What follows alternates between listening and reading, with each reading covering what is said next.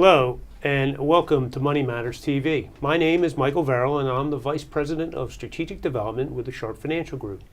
We provide a unique process of integrated financial management to help entrepreneurs maximize business value, increase cash flow, reduce tax liability, and create a plan to transition their most valuable asset to long-term family wealth and future legacy. Thank you for joining us for our continuing discussion on growth stories, where we hear from entrepreneurs and advisors who share secrets and advice on what business owners need to know to grow. From time to time, issues involving life sciences, healthcare, technology companies may be discussed on this show. Those discussions are not and should not be viewed as financial advice. Moreover, since the program is pre-recorded and shown at a later date, some of that discussion may no longer be relevant. Please seek advice from your financial advisor before entering into any financial transaction. I'm joined today by my co-host, Rija Bears. Rija is a Vice President with CBRE, a global real estate consulting firm. Rija has spent the last 15 years providing research and consulting to corporate occupiers of real estate. Rija also heads up the media and technology practice in Philadelphia, where she helps high-growth companies develop real estate strategies to support their business objectives. She also serves on the program development and outreach committees for Tech Girls, an organization that exposes middle school age girls to careers in technology. Hello, Rija, how are you? Good, Mike. Thanks for having me on the show. No problem. It's great to have you back on Growth Stories. It's been a little while since we've caught up. Can you share a recent client success story? Sure. Recent client success story, I was working with a company, a law firm, and their building did not have any amenities, and so they were looking at alternative buildings. And what we ended up negotiating was to build an amenity space in their actual office. So that did two things. It reduced their cost basis because that then became common area amenity base, and it gave them those amenities so they were able to stay in place. That's great. I'm sure they appreciated your creative thinking and a little reduction in the rent, right? They did appreciate that, yes. Absolutely. It's always good to save some money on rent. That's great. Well, I'm excited to introduce our next guest, but before I do that, we have a question from one of our viewers. Great. Robert Mangan from Philadelphia. He would like to know, how are interest rates affecting commercial rentals? Sure. And in this environment, I'm assuming he means increasing or rising rent interest rates. So could you have some insight there? Sure, it's a great question. Interest rates are typically positively correlated with rental rates. Gets a little bit more complicated when you get into the different debt structures on commercial properties, but the rental rates do rise with the interest rates. You can use some concessions to get a better effective rate, but typically that's the case. So find a good real estate broker who can help you negotiate that, right? I love the plug, Mike. Absolutely. That's great. Hopefully that was helpful, Robert. It's always great to hear from our viewers. So to submit for a future show, here's how to send your questions to Money Matters TV. You can have your questions answered on Money Matters. Please go to our website, money-matterstv.com. On our homepage, click on the banner on the right that says, Send us your questions. While you're on our website, you can find information about our hosts and guests, as well as show notes and links about this show and past shows. Money Matters is also available as a podcast on iTunes and Stitcher, so you can listen to Money Matters while you're on the go. That website address, again, is money, M-O-N-E-Y, -matters, M-A-T-T-E-R-S, TV.com. How does a college graduate with a degree in electrical engineering and a high-profile job at GE Aerospace end up starting a company that is focused on the measurement of top companies to work for? By constantly evaluating his passion and being willing to learn what it takes to follow that passion, of course. We're excited to have join us today as our guest, Doug Claffey, CEO of Energage. Doug, it's great to have you. Rija and I are looking forward to hearing the conversation about your story today. Before we do that, can you give us a little bit of overview on Energage and what your company does? Very happy to, Mike. Thanks very much. So Energage is a culture technology company, and you've all heard the expression, culture eats strategy for breakfast. Well, culture ate strategy for breakfast, lunch, and dinner. And by 2018, most people understand that the best culture is going to win. Get the best people, get the best products, and go out there and win in the marketplace. So we've developed technology that helps our clients to forge their culture and achieve amazing results. As you mentioned in the intro, the reason we're experts in this area is we've been studying the top places to work across the country for the last 12 years. We've studied tens of thousands of companies. We find out what drives a great culture and what engages employees, including with the Philadelphia Inquirer here in the Delaware Valley. And so we've recognized many companies here in Philadelphia as top workplaces and found out what makes them tick, what makes a great culture. So that's all about Energage. Great. That's great. Well, welcome, Doug. We're going to go back to the beginning.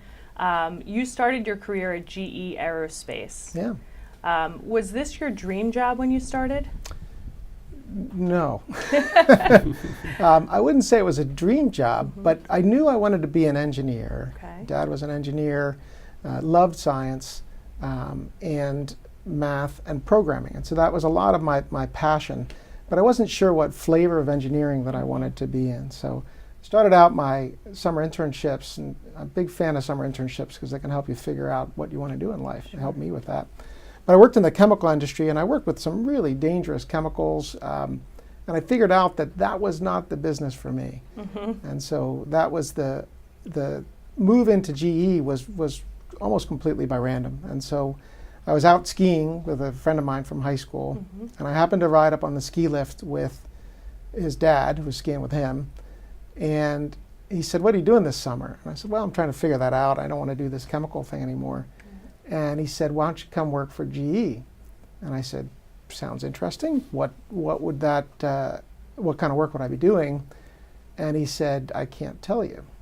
And so that got me interested. I leaned in and said, "Well, what does that mean? You can't tell me?" He said, "Well, it's all classified work. Can't tell you." And I said, "Sounds interesting." And he said, "But we do pay you during the school year in order to go through the clearance process, and so you essentially get beer money for doing nothing." So that hooked me. Between that and not knowing what the heck you'd be working on, it's very intriguing, right? Exactly. Yeah. Exactly. Yeah, and that's so great. so that was how I started with GE. They had a program called the Edison Engineering Program, and so that was my kind of entree into them. The Edison Engineering Program was a 6-month rotations where you went through different parts of the business, and then at the same time you're getting your master's degree in engineering and taking classes both, in my case, at Penn here in Philadelphia, and then also there was a course called the A course that was taught at GE. That's great. Well, it's a phenomenal training ground. That's great. It was a great training ground, yeah. So learned a ton there. I think one of the things that GE really taught us, and I don't know if this was intentional or subconscious, but they taught us to essentially be workaholics coming out of college. And so we had all been coming through engineering degrees, so we were used to working long hours and late nights. And so we slotted right into a job where we were doing our day job, and then we were doing 10 to 20 hours of schoolwork on the side of that. And so we were kind of programmed right to do 60-hour weeks and not think anything of it and enjoy it. Right. And so that was it was the norm. That was the norm. Yeah, that's exciting. Or maybe not so exciting, but certainly an interesting approach from GE, right, to really get you committed to working hard for them. It's now 30 years ago, and it really set up the patterns and kind of cycles that have really defined my work ethic since then. So that's great. Well, for an entrepreneur, it definitely takes a lot of hours to make your successful dream happen. Exactly right. So we get to talk to entrepreneurs who started great businesses a lot on the show, and I think one of the things we always like to know is, what are some of the experiences you had as a kid? Can we draw connections to experiences you had and things you did, or opportunities that you were exposed to that helped develop that kind of entrepreneurial spirit early on? You just talked about your work ethic, but growing up as a kid, is there anything you can point to or think about that made you think, hey, I like to be in charge of my kind of own direction? Yeah, probably one thing that was really formative for me was one of our neighbors had his own small business, and he bought very large industrial equipment, essentially on the cheap, and then would sell it to somebody who needed it. And he was a one-man company. And so he was a friend of a family, and he had bought an IBM PC, and this is back when an IBM PC had two 5.25-inch floppy drives, and some of the folks who are watching this aren't going to know what one of those is. Right. One had They the can Google operating it. system and one had the data. Right. And at that time, there was no SaaS software, there was no subscription, there was no ERP. There was a database, and then you had to figure out how to make it work. And so I would come over after school and program his computer and then set up his business and set up his inventory and his databases. And had a knack for it, had really developed a passion for it. And I didn't know it at the time, but I was being exposed to an entrepreneur and somebody who really kind of had his own business and made it happen. And so those early days with that neighbor were really formative for me in terms of thinking about being an entrepreneur, working with technology, and so early days. Interesting. Was that all? You were all so self-taught. I mean, you weren't taking programming classes, or So I were you was exposed to that at taking school? some programming courses. I had the opportunity to take some college courses when I was in high school over at Ursinus. I grew up in Phoenixville, so right up the road of at the time a blue-collar steel town, and had taken a bunch of courses in high school and then had some space on to take some others. So I took Fortran and COBOL, which are two languages that a lot of programmers on the site may not know, but Right. those were the languages of the Some of time. the original languages. Right, and then BASIC was where we started with Microsoft. So that was where I learned formal programming, but a lot of it was also self-taught. Interesting. So you got that entrepreneurial spirit early on. Well, I probably didn't know it at the time. Okay. So Because seed I went that was planted then. maybe that, because I went to GE, which had 400,000 employees. Right. And, Real entrepreneurial spirit kicking in there. Yeah, and so and I think that now for kids coming out of school, joining an entrepreneurial company is much more kind of sexy than it was back then.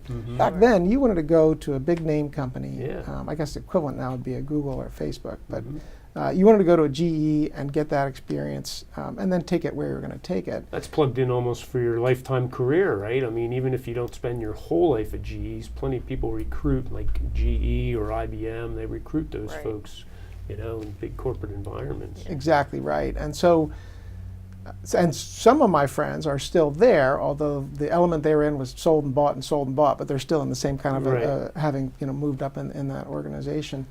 But what became clear to me, different than them, is that being a very tiny cog in a 400,000 person organization was not right for me. Right. And so the sort of kind of killer blow was I had to buy some equipment for a laser lab that we worked in. And I was in a 6-month rotation, so I only had 6 months. So I put the paperwork through, and it literally needed 27 signatures Wow. to go through. And so I wrote up the paperwork, and I shepherded it through, and it got lost right around signature number 16. This is for one This is one piece of equipment. one piece of equipment. All the way up to the general manager of the division of Right. GE that I was in. And so we put the paperwork through again, and it took like 5.5 months to get the paperwork through. And I said, this is not how I want to spend my At least life. you were there in time to see it purchased before your rotation came to an It end. did come in. Right? I got to set it up, Got that but project that was not done. enough. Didn't really get to use it too much, I guess, 'cause you Yeah, were on and your way out. You mentioned this kind of job for life, and that was right at the time when Jack Welch was coming in, and his nickname was Neutron Jack. And a lot of people had come to GE with an expectation that that was going to be a job for life. Right. But that was really the time when the layoffs started to come all around GE, and it was a time when mindsets were changing around. You joined a company, you were loyal, and you were there for life. To that loyalty was not there anymore. Right. And Right. so And that was the very beginning of that kind of, What Exactly. do they say, millennials now, if they have 5 careers, that's minimum, the kind of the base now? Not 5 careers. every but 3 at least- years, they're often Right, changing 2, 3 jobs. years, that's right. Yeah. You got to plan your own course and take that through different companies now. Right. Yeah, it's interesting. So about the time you were at GE and starting to realize maybe this wasn't for you, did you have a plan in place as to what you wanted to do next? No, I wouldn't say it was a plan exactly. I knew that GE was not the right place for me. And so I went to reach out to mentors and kind of my network to say, what's it like in a more entrepreneurial environment? So reached out to a a friend's father again, so I see a theme here, and I just got some time on his calendar, and he had been at GE and had left to go work for an entrepreneurial company, and so I just went to go find out what it was like, and how I should think about it, and he said, "Why don't you come work for us?" Right. And so it was an aerospace business. It was a year or so old. I was employee number 7. They hired me into a job that didn't really exist at the time and didn't exist for very long. But in an entrepreneurial company, you figure out what you need to do and then you do it. Especially employee number 7, right? Exactly. And so I started out as a video animation producer, and then quickly realized that we needed sales, so I moved into sales. Right. And this was at a company called Analytical Graphics out here in suburban Philadelphia. How old were you at the time that you made that move? So I made the move right around, I'm going to say 23 or so, 24. Okay. Maybe it was 25. So did it feel scary at all, or did you just have the passion to say, you know what, this is the next stage and I'm going to go for it? It wasn't scary in that I had been through a rotational program every 6 months to a new place. I did my last job there was about a year or so. But if anything, I was getting an itch at that point, because at GE, when you get in a job, you could be there for 5 or 7 years. And by a year, I'm like, all right, ready for something new. Right. And so this was the new thing. And then while I was there, I had a progression of sort of new roles and new things that I was doing, and we're growing and that kind of thing. So the variety and the challenge kept coming, and the learnings kept coming. So. Well, that must have been at 23 exciting to be involved in something like that as an early employee and being very close to the growth. It was great. It was really exciting, and we were doing great things. And I was still coming out of the aerospace business, and so this was out of an aerospace part of GE, and this was an aerospace startup. And so I was working with rocket scientists and hiring them and growing a team, and moved from sales to product and technology side of the house. And so yeah, it was a lot of fun. That sales experience is also probably a good base for you as you go out to be an entrepreneur, right? So one thing I've always remembered from GE was they did a really in-depth longitudinal study of leadership to try to figure out what would predict successful leaders. And they looked at everything they could find: what school you went to, what your parents did, what you majored in, what level of school, what kinds of experiences you had. And they couldn't really find much that was common. The one thing that they found was common was sales experience. And so to get into a general management role successfully at GE, you had to have sales in there somewhere. Right. And so I had heard that, kind of jumped into sales, didn't really know what I was getting myself into. Right. We didn't have software. We were kind of keeping track of stuff, in Excel spreadsheets and stuff like that. But we made it up as we went, and it was a great experience. That's great. So how long did you... Yeah. How long were you at Analytical Graphics? So I was there for 10 years. This was 90 to 2000, and I initially was in that sales role, and then I was selling during the day and coding at night the thing that I sold. So you were really on two You can sides of the absolutely fence do there. that. When you run back tonight, make sure. Yeah, exactly. That's And funny. so, and then over time, it became clear that the best place for me to go was in the technology side. But because I had sold and had the customer experience, I was also helping essentially define the product. And we didn't have the discipline of product management back then. That was a kind of an emerging discipline through the 90s. But I was running product and technology through the latter part of that. Okay. Right. Interesting. So 10 years, you said, at Yep. Analytical Graphics. The company sell. What was your next challenge? Because you're not still there, obviously, right? Yeah, and so I really figured out over that time that aerospace was not the thing I was passionate about. Okay. I had kind of happened into it, on a ski lift and accidentally here and there, and was surrounded by people who were very, very passionate about aerospace. Right. Rocket scientists who were PhDs in orbital dynamics and literal rocket scientists. And the thing that I was more passionate about was organization, how teams worked, when they failed, when leaders were successful, when they weren't, and just kind of watching that and looking at the intersection of science and measurement and metrics with how that happened. And so I wanted to do something in that area, and felt like I either had to get an MBA or some kind of equivalent thing to that, and that was going to be my next step. Right. So. And so what do you do? Where do you go for that? Do you go Well, get this your is MBA another one of or- these slightly random things, right? So I was looking at getting an MBA and investigating that, and talked to a friend who had worked at McKinsey and Company and was a recruiter there. And she said, you ought to come work at McKinsey. The difference Right. between that and an MBA is that they pay you instead of you paying them. Right. And you'll get great experiences, maybe better than an MBA, maybe not. But by the end of that, you'll also get that kind of McKinsey stamp on your resume, Sure. so that with whatever you want to do, that's going to be essentially a working MBA. Right. Right. Well, it probably didn't hurt for McKinsey to see the GE stamp on your resume as well, right? I probably not. I guess not. Yeah, that was- Getting those yeah. credentials. Well, it's Yeah. important, right? Yeah. Those are all important to kind of as you grow there. So you go from the big company to the startup. Yep. To the big company again. Yeah. McKinsey at the time, I think, was a couple thousand people around the world, not Okay. quite the size of GE, Right. but still a big company. Certainly bigger and than not Analytical entrepreneurial Graphics. and not, yeah, exactly. Yeah. That's Yeah. correct. Right, we were right around 130 people at Analytical Graphics, something like that. That's a guess. Uh-huh. And so so spent 3 years at McKinsey, which were awesome time, great place to be, phenomenally smart people, and learned a ton of stuff. The first 6 months were really rough because for experienced hires, they kind of break you down and then build you back up again in the McKinsey way. Oh, interesting. And the breaking down part wasn't fun. Yeah. But Learn a new thought process, I guess, and just to do it their way.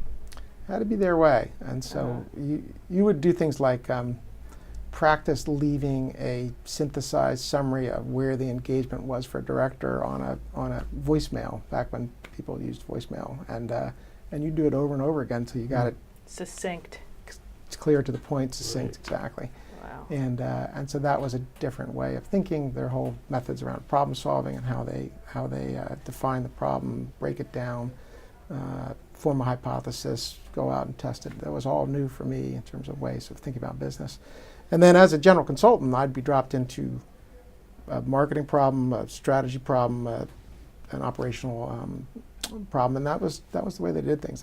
They threw you in there, and so you always had firm resources to work with, but you'd be in a new industry, new problem set every 3 to 6 months or so. Which is a great basis for starting your own company. It was a great basis for starting my own company, and I spent a lot of my time in their org practice. I did organizational improvement, organizational performance. Okay. Really learned how they were thinking about organizational health, and so that was that was very formative for me. Got it. And that took you to a different part of the world for a time. Yes. So I didn't mention that, but when I interviewed at McKinsey, it was right during the bust part of the dot-com bubble, and McKinsey was not really hiring in the United States at that time. Okay. And so they said, I interviewed in New York, and they said, take a look at the globe. We're in 73 different countries. What's interesting to you? And I said, I don't know. What did you have in mind? They said, how about South Korea? And I said, and I had a wife and 3 young children, and I don't speak Korean. I Right. said, how about not? Yeah, that would be a big And I think that would probably That's a bit of cultural change for the Yeah. family. I was going to be changing my profession, Sure. Right. and I was going to be changing language, culture, family. only a everything. few changes at one time. That right? was my Right. thinking. That was exactly my thinking. So I looked at their map and I said, I want English speaking, preferably Western Europe, just closer. And that narrowed it down to London and Dublin. My heritage is Irish. Dublin seemed like a more family-friendly place to go. Twins were 4 and a 7-year-old. And Dublin was a satellite office of the London office. And Okay. so I actually ended up spending my time in both. Okay. So spent the 3 years at McKinsey over in Europe. Most of the one engagement here back in the United States, but most of it was in Ireland, all over the UK, and then in continental Europe. So studying culture and the dynamics of that is, I think, what you're telling us Energage really does now. So Yep. were you starting, so first of all, you get that experience where they're kind of breaking you down and reinvesting you in their culture at McKinsey, right? So you kind of get that experience. And then how did that translate to going over to a different office? Did you feel like in Dublin and London, they had done the same process and come out with the same results for all the people that worked there as well? So I started in Dublin. That was where I was with McKinsey. The org practice is a worldwide practice, so we would study organization and help all over the place. I did have a bit of a kind of existential crisis when I was on my last study there, which was a pricing study. And so we were trying to raise the price of polypropylethylene by 10 cents per some unit. And I was at a hotel, and it was either Paris or Berlin, I think. And it was another late night. You worked a lot away from home, and it was for a very large corporation. And I thought, what am I doing with my life here? If I got hit by a bus when I walked out of the door, who would notice? Who would even figure out where I was? Right. You know, I'm traveling away from my family, and not really making the world a better place. And so I really decided at that point I was going to figure out a way to make the world better somewhere in this dimension of the intersection of how people work together and then bringing science and statistics and math to that problem. So that was Interesting. And I know here we are approaching the end of our segment, and we're just getting to the point when you start your company. So we'd love to have you back so that our viewers can continue and hear the rest of your story. Be my pleasure. Yeah, very happy That's to do great. that. That's great. So we like to give a recommendation for our viewers on books that maybe have been helpful for you so that other entrepreneurs watching can maybe try to glean some information that's helped you be successful. Do you have a book or two that you might recommend? Sure. Two that were really influential with me were Thanks for the Feedback by Doug Stone and Sheila Heen, and then Your Brain at Work by David Rock. And two great books. The thesis of the first one is that you can be great at giving feedback, but if the person you're giving to is lousy at receiving it, you're never going to actually have an effective kind of feedback session. Right. And so much of what we do at work is about trying to provide feedback. And then Your Brain at Work takes the latest science and neuroscience and applies it to the workplace, and then shares the ways that we're predictably irrational in the workplace and some strategy for how to address that. Interesting. Well, that's great. Doug, this has been fantastic, and like Rija said, I feel like we've only scratched the surface. We're looking forward to having you back and hearing more about the next kind of chapter, which is what you're involved in today. And so when we have you back next, we'll get into that. That'll be great. Thank you as a guest, Doug Claffey, and my co-host, Rija Bears. Thank you for joining us for our segment on growth stories at Money Matters TV. The next guest for Money Matters will be Cheryl Peltikis of Home Care Sales. And as a reminder, you can download our podcast on Apple, iTunes, or Stitcher. And also our programs are available to be seen on our YouTube channel, Money Matters TV. Thank you for joining us for Growth Stories.